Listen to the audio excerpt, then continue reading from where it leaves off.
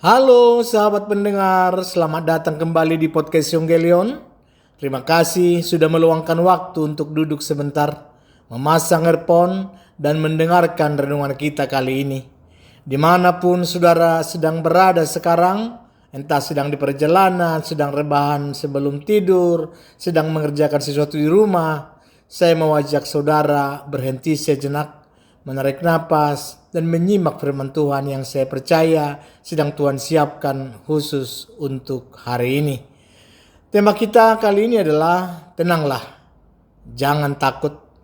Kalimat yang sama ini pernah saya bawakan dari Mazmur 62. Tetapi hari ini kita akan mendengarkan kalimat itu diucapkan langsung oleh Yesus sendiri dengan suaranya di tengah situasi yang paling menakutkan yang pernah dialami murid-muridnya. Sebelum kita mulai, mari kita berdoa. Bapa yang baik, sebelum kami masuk ke dalam firman-Mu saat ini, kami mau berhenti sejenak. Tuhan, kami tahu hidup ini penuh dengan angin sakal yang datang tiba-tiba, penuh dengan gelombang yang mengombang-ambingkan hati kami. Buka telinga rohani kami, supaya di tengah bising dunia ini, kami masih bisa mendengarkan suara-Mu yang berkata, tenanglah aku ini, jangan takut. Dalam nama Tuhan Yesus Kristus kami berdoa. Amin. Saudara, bayangkan sejenak, saudara sedang di tengah lautan, tengah malam, jauh dari daratan. Dan tiba-tiba angin datang menerjang dari arah yang berlawanan, membuat perahu yang saudara tumpangi terombang-ambing hampir terbalik. Tidak ada sinyal, tidak ada bantuan, tidak ada seorang pun yang bisa saudara hubungi. Yang ada hanya kamu, kegelapan, dan ombak yang terus menghantam.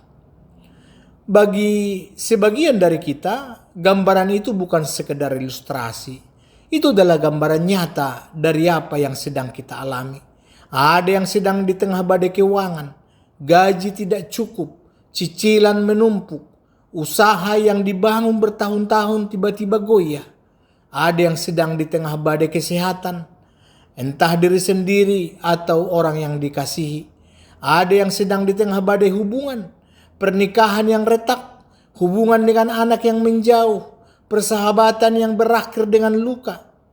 Dan ada juga yang sedang di tengah badai yang lebih sunyi, yaitu kecemasan yang datang tanpa sebab dan jelas, rasa takut menghadapi masa depan yang serba tidak pasti.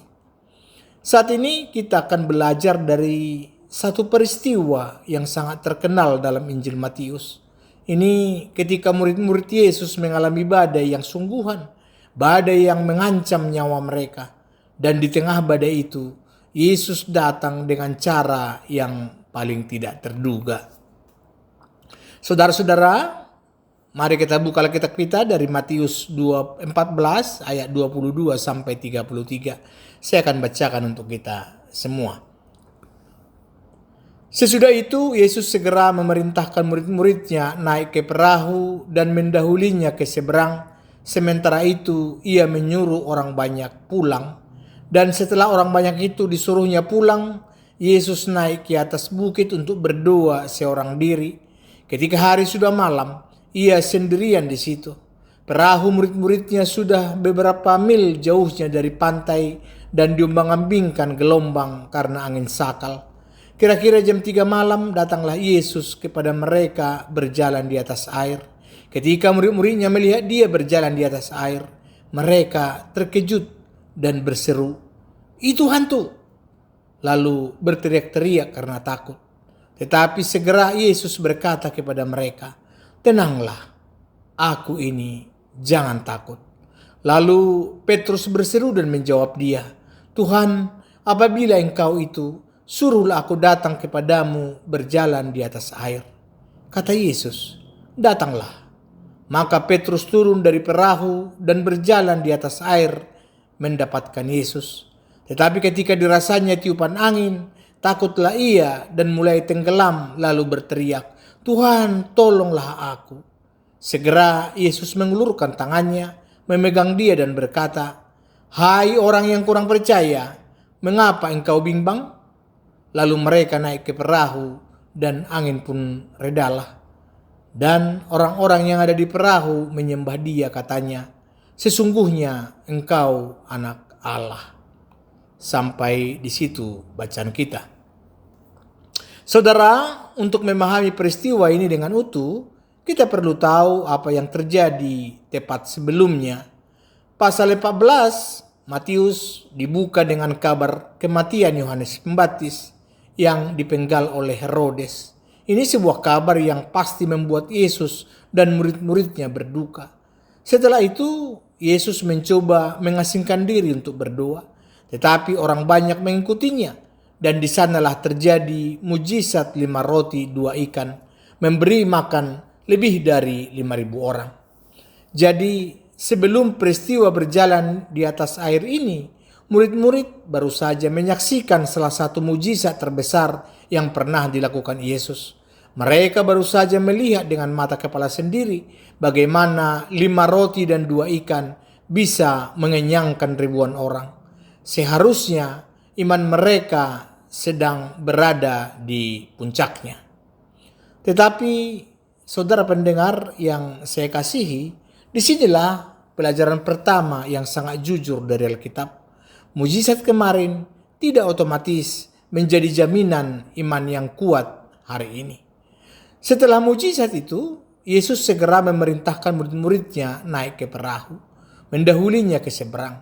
Sementara ia sendiri naik ke atas bukit untuk berdoa seorang diri. Perhatikan kata segera dan memerintahkan. Ini bukan saran, ini perintah yang tegas dan mendesak. Beberapa penafsir menduga Yesus sengaja segera menyuruh murid-murid pergi karena setelah mujizat memberi makan 5.000 orang dalam catatan Injil Yohanes, disebutkan orang banyak hendak menjadikan Yesus raja secara paksa. Yesus tahu ia perlu memisahkan diri, menenangkan situasi, dan pergi berdoa. Yang menarik, Yesus mengirim murid-muridnya ke tengah danau, tahu percis bahwa badai akan datang, tetapi ia tidak ikut naik ke perahu bersama mereka. Ia membiarkan mereka menghadapi badai itu tanpa kehadirannya secara fisik. Ini bukan karena Yesus tidak peduli, justru sebaliknya. Seperti yang akan kita lihat, Yesus tetap memperhatikan mereka dari kejauhan, dan pada waktu yang tepat ia datang. Inilah pelajaran penting kedua. Kadang Tuhan mengizinkan kita masuk ke dalam badai, bukan karena ia meninggalkan kita, tetapi karena ia sedang menyiapkan sesuatu yang lebih besar dari yang bisa kita bayangkan. Sekarang mari kita gali ayat demi ayat. Ini yang pertama, ayat 24, angin sakal di tengah malam. Di ayat 24 dicatat, perahu murid-murid sudah beberapa mil jauhnya dari pantai. Diombang-ambingkan gelombang karena angin sakal. Kata angin sakal kalau di dalam bahasa aslinya itu anantios, yang berarti angin yang datang dari arah yang berlawanan, angin yang menghalangi laju perahu. Bukan hanya angin kencang biasa, tetapi angin yang secara khusus menghambat mereka mencapai tujuan. Danau Galilea ini dikenal sangat rawan badai dadakan karena letak geografisnya yang dikelilingi bukit-bukit tinggi, sehingga udara dingin dari pegunungan bisa turun tiba-tiba dan bertabrakan dengan udara hangat di permukaan danau. Ini menciptakan badai yang datang dengan sangat cepat, bahkan bagi nelayan berpengalaman sekalipun seperti Petrus, Yakobus, dan Yohanes. Saudara pendengar, ini menarik. Murid-murid yang ada di perahu itu bukan orang awam yang baru pertama kali naik perahu. Beberapa dari mereka adalah nelayan profesional yang sudah bertahun-tahun mengarungi danau itu. Tetapi keahlian dan pengalaman mereka tidak cukup untuk menenangkan badai kali ini. Ini pelajaran penting bagi kita. Ada badai dalam hidup yang tidak bisa kita atasi hanya dengan pengalaman, keahlian, atau kepintaran kita. Ada badai yang jauh lebih besar dari kapasitas kita untuk mengendalikannya. Sekarang kita lihat ayat 25 dan 26. Ini berjalan di atas air dan ketakutan yang salah sasaran.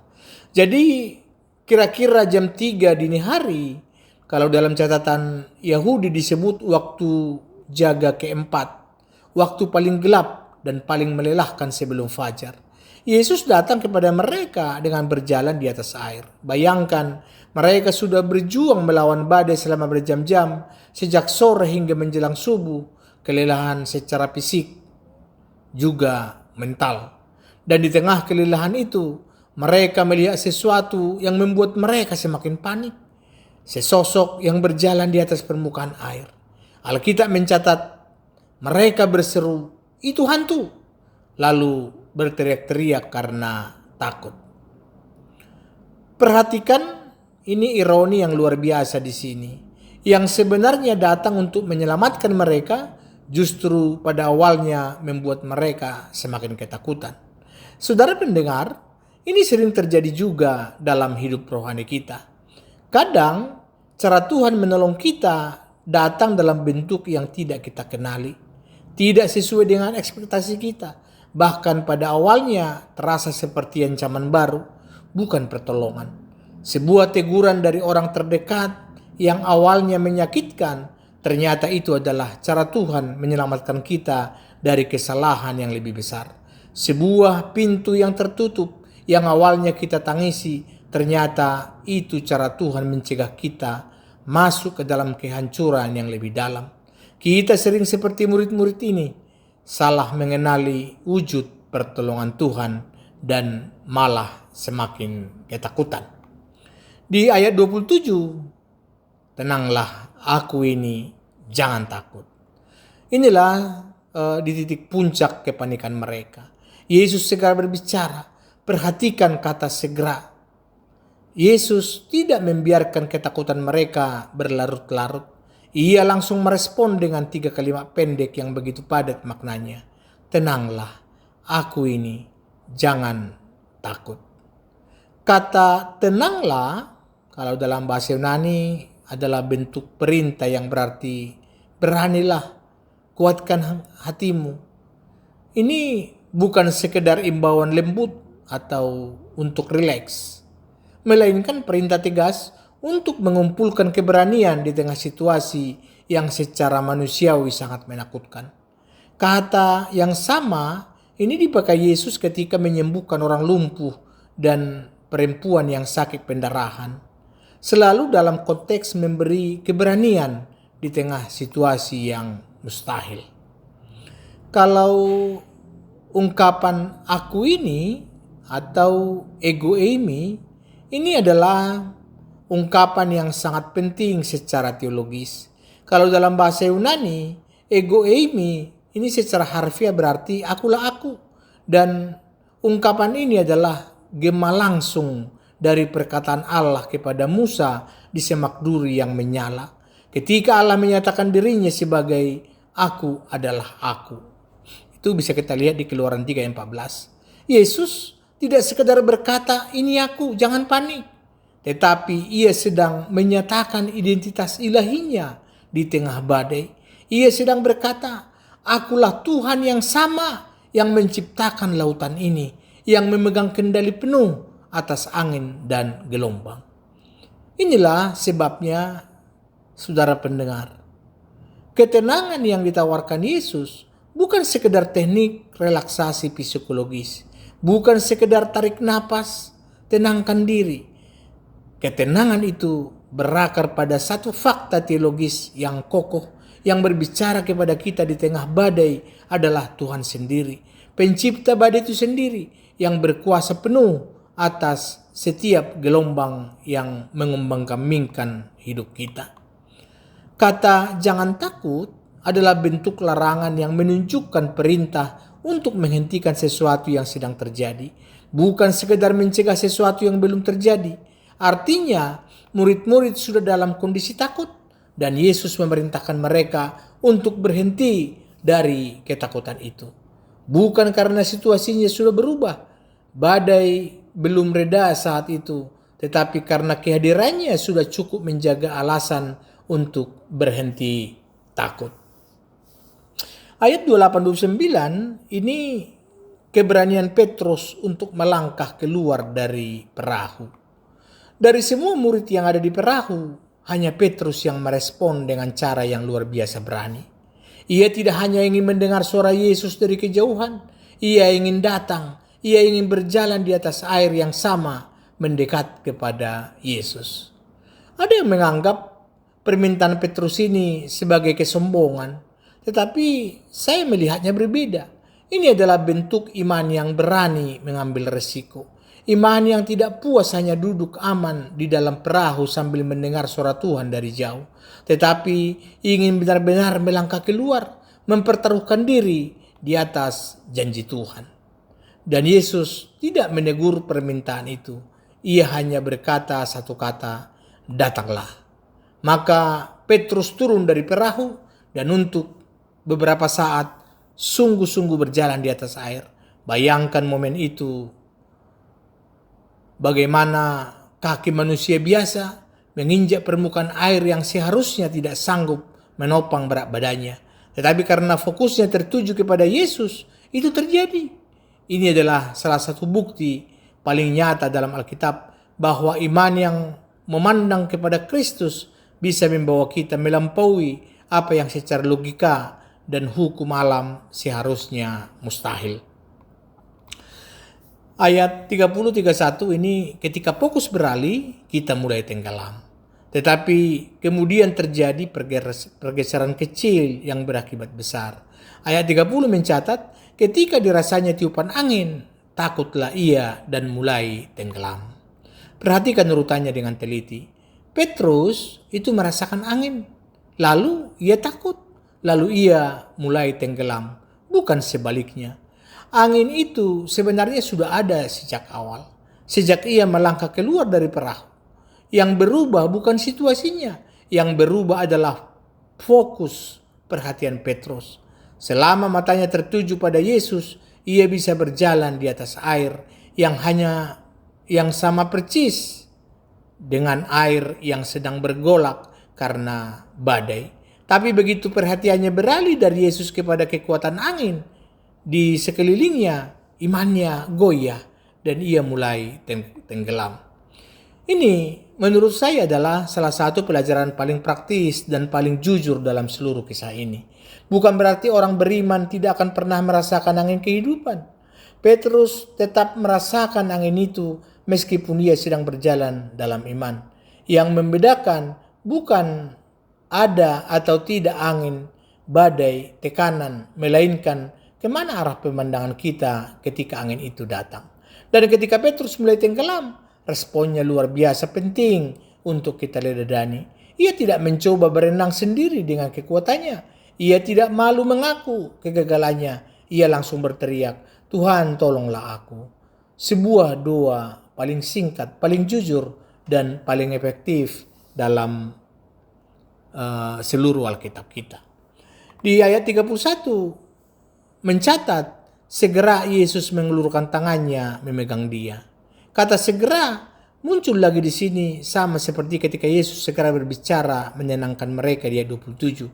Yesus tidak pernah lambat menolong orang yang berseru kepadanya dengan jujur. Meskipun orang itu baru saja gagal, baru saja bimbang, baru saja tenggelam karena kurang percaya. Lalu Yesus berkata, "Hai orang yang kurang percaya, mengapa engkau bimbang?" Kata kurang percaya dalam bahasa Yunani adalah oligopistos. Gabungan dari kata oligos yang berarti sedikit dan pistis yang berarti iman. Jadi bukan tidak beriman sama sekali, melainkan imannya sedikit, imannya kecil. Ini teguran tetapi juga sekaligus pengakuan bahwa Petrus sebenarnya memiliki iman. Hanya saja imannya belum cukup besar untuk tetap fokus di tengah badai.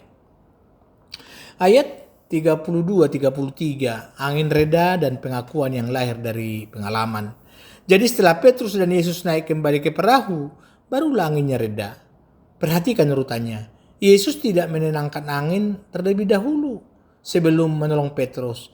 Ia menolong Petrus terlebih dahulu di tengah badai yang masih berlangsung, baru kemudian menenangkan anginnya setelah mereka berdua kembali ke perahu.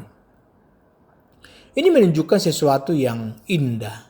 Pertolongan Tuhan bagi kita seringkali datang di tengah badai, bukan menunggu badai reda terlebih dahulu. Dan responnya sangat berbeda dengan sebelumnya. Jika sebelum peristiwa ini, murid-murid berteriak ketakutan, menyangka Yesus adalah hantu, sekarang mereka menyembah Dia dan berkata, sesungguhnya Engkau anak Allah.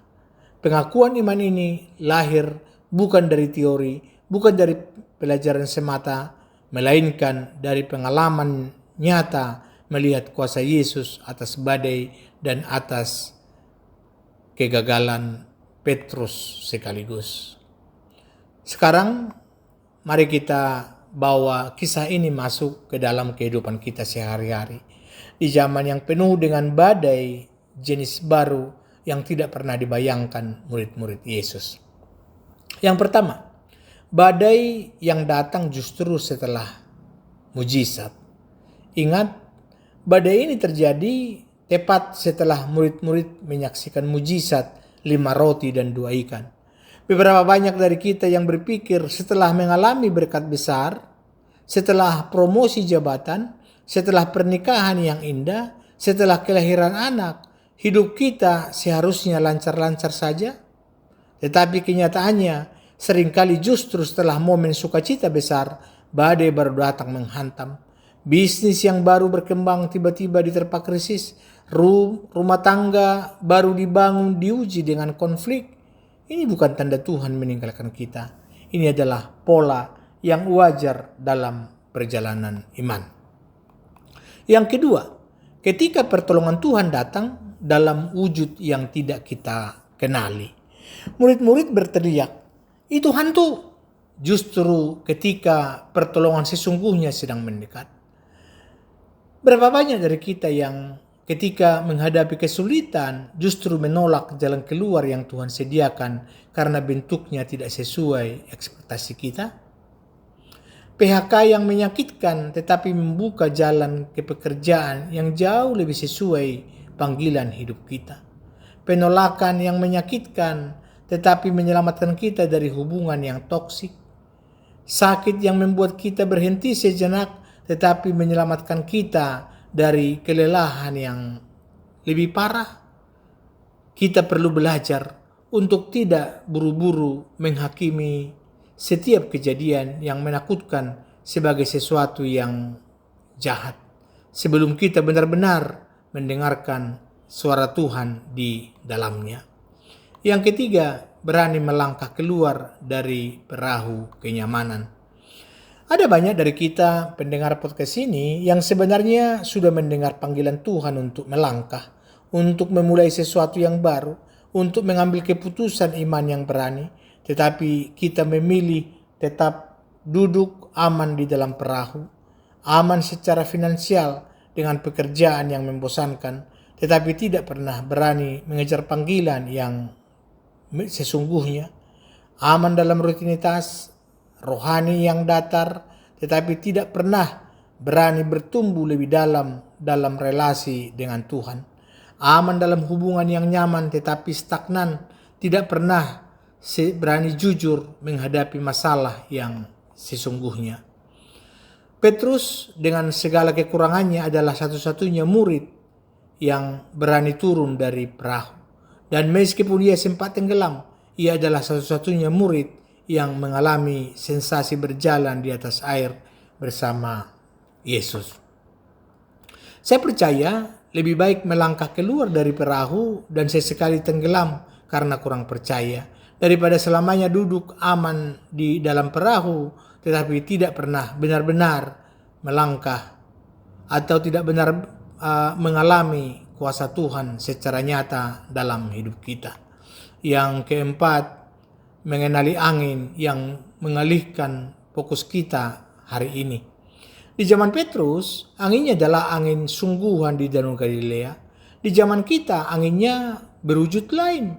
notifikasi media sosial yang membuat kita terus membandingkan hidup kita dengan pencapaian orang lain, berita ekonomi yang membuat kita panik tanpa henti, komentar orang-orang yang meragukan keputusan iman yang sudah kita ambil, ketakutan akan opini publik yang membuat kita ragu melangkah meskipun kita sudah mendengar suara Tuhan berkata, "Datanglah." Angin-angin ini nyata, sama nyatanya dengan angin sakal yang dirasakan Petrus. Tetapi seperti yang kita pelajari, masalahnya bukan pada ada atau tidaknya angin. Masalahnya adalah ketika angin itu datang, kemana arah pandangan kita? Apakah kita tetap memandang kepada Yesus atau kita mulai memandang besarnya masalah yang mengelilingi kita? Yang kelima, doa yang jujur kepada kita mulai tenggelam.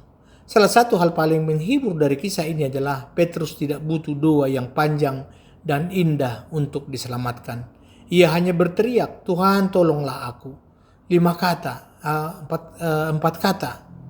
Doa paling sederhana, tetapi cukup untuk membuat Yesus segera mengulurkan tangannya.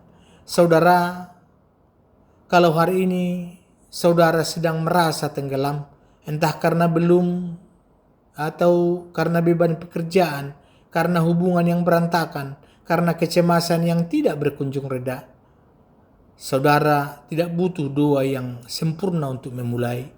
Kamu hanya butuh jujur berkata, "Tuhan, tolonglah aku." Saudara-saudara sekalian, ada satu hal menarik dari kisah ini yang jarang kita sadari.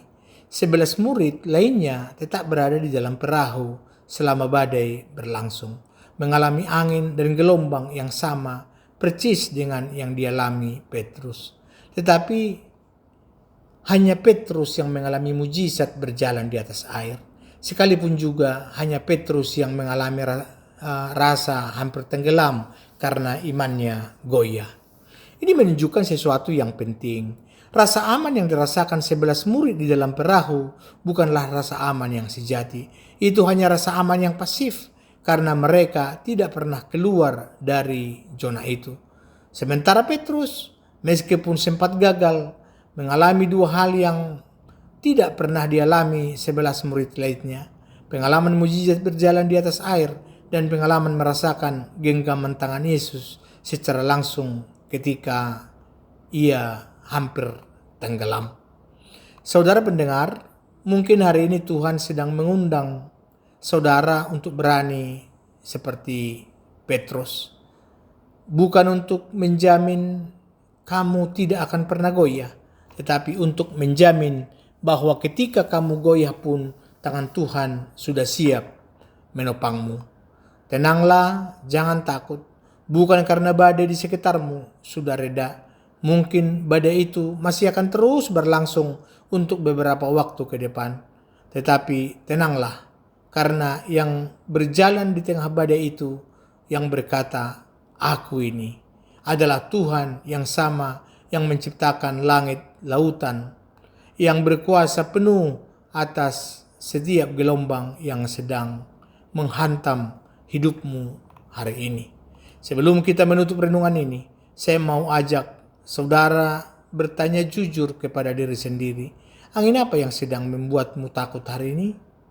Keputusan apa yang sebenarnya sudah kamu dengar dari Tuhan untuk kamu langkahkan? Tetapi selama ini kamu masih ragu, masih memilih tetap aman di dalam perahu? Dan yang tidak kalah penting, jika hari ini kamu merasa sedang tenggelam, apakah kamu sudah berteriak jujur kepada Tuhan, "Tuhan, tolonglah aku"?